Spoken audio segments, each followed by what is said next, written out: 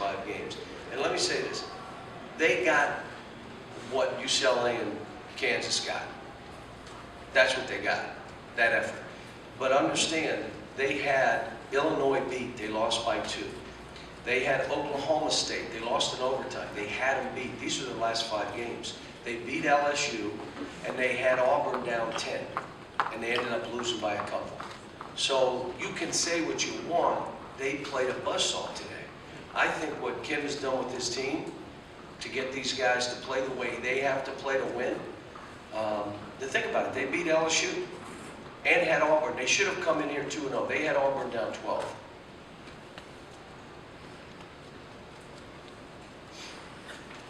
About that effort at the buzzsaw, was there oratory on your part to produce that, or was it a pride thing among the guys? Well, what I said before the game is that they give a great effort. I'm going to give them off tomorrow. It's kind of like what we did for Christmas. You're going to have 3-4 days off. And they went nuts. So I said, we're going to have no. I took that back, and I said, we are practicing tomorrow. But I did say that prior to the game. John, Carl had a double-double, but it didn't seem like you were totally thrilled the whole game with him. Could you talk about his play a little bit? Well, what he did, I thought he fought like crazy. I thought it was the best game he's played in weeks. Best game he's played in weeks. And the reason is he sustained effort. Now, he still broke down, and I let him know every time he did. And his breakdowns were standing straight up and down, not being in the stands, not being alert to move, getting caught in a mud wrestling match with the big because you won't bend your legs, and then the ball comes to you and you can't even rebound it because you're in a mud wrestle. It hits you. You can't get it. Things like that I've gotten on him about, but he's getting better. He's a great kid. I took him out. If Marcus Lee one-hand rebounds, he's coming out that moment. If Carl steps back to shoot a 3, he's coming out. So he stepped back to shoot a 3. You're out. I mean, I told him, and that's what he did. Tom, would you talk about the greater production from the paint? Was there more going inside out tonight? We showed tape of Texas A&M where we didn't throw it to the post, and I basically said, if you don't throw it to the guy when he's open, you're coming out. So it's pretty simple. If he's open, throw it to him. Well, I thought, you're out. You're not playing. I'm playing somebody else. You know, I hate to do it that way, but that's what we did. The other thing I did today is we did more of a random zone offense. In other words, play off of each other. If we have the best players in the country, we don't have to run a whole lot of plays. We'll run some plays, but you got to be able to play off of each other. Now, what that does is you can't use the offense as an excuse now. Why aren't you competing? Why aren't you driving? Why aren't you ready to play? You can't say it's, well, I thought we were running. No, it's random. You got to get in gaps. You got to drive the ball. You got to post the ball. You got to figure out if a guy drives, where do I move to get open? Who's flashing to the middle? So I'm just trying to do some stuff to keep these guys going. And I told them after the game, I don't want them to be in March looking like it's March. We still offensively broke down a bunch today. And even there were some defensive breakdowns. But I said it's January 15th. That's what you should look like a January team. Play hard and defend. You can do those things and still look like a January team. We all maybe underestimate the significance of Poitras going out and how long it might take you guys to figure out how to play. In a physical game, it is devastating. He's not here. In a physical game. And we've had some physical games. But we still have things we gotta take care of. And, but it was nice. We needed to have a win where we could, get our swag back a little bit. But it was all based on an effort and an intensity that we never let up. We never let up through the clock or through the game.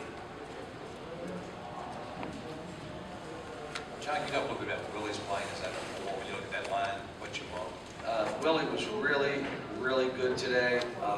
And I will tell you that I still think offensively he can do more. He needs to have a wider base. He needs to create contact instead of try to move from contact. When he makes free throws, and he's been working on it. Even at the shoot-around today, he stayed after and shot another 25 free throws. Guys they know what they have to do. But today, again, every player performed. No one played, Willie played 23 minutes only because Marcus Lee was one-handed rebound. Anytime he one-handed rebound, I took him out. So when Willie says he gets 80 out of 100 free throws every day, is that? He's making it. He is, but you got to do that stuff in the game too.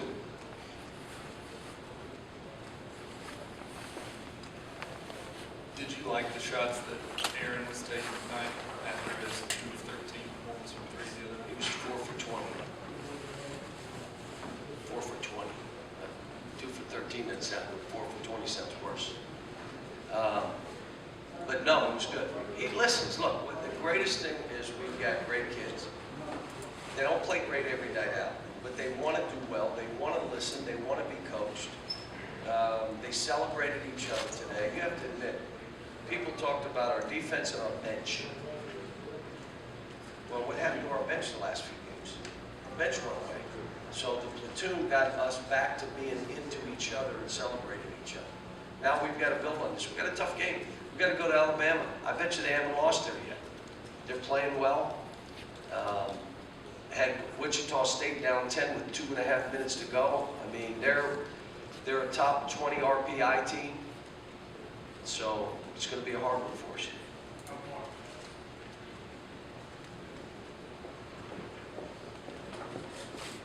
You said you felt like you guys got your swag back tonight. Is that something that you did in practice before the game tonight, or is that something that you just saw in this game?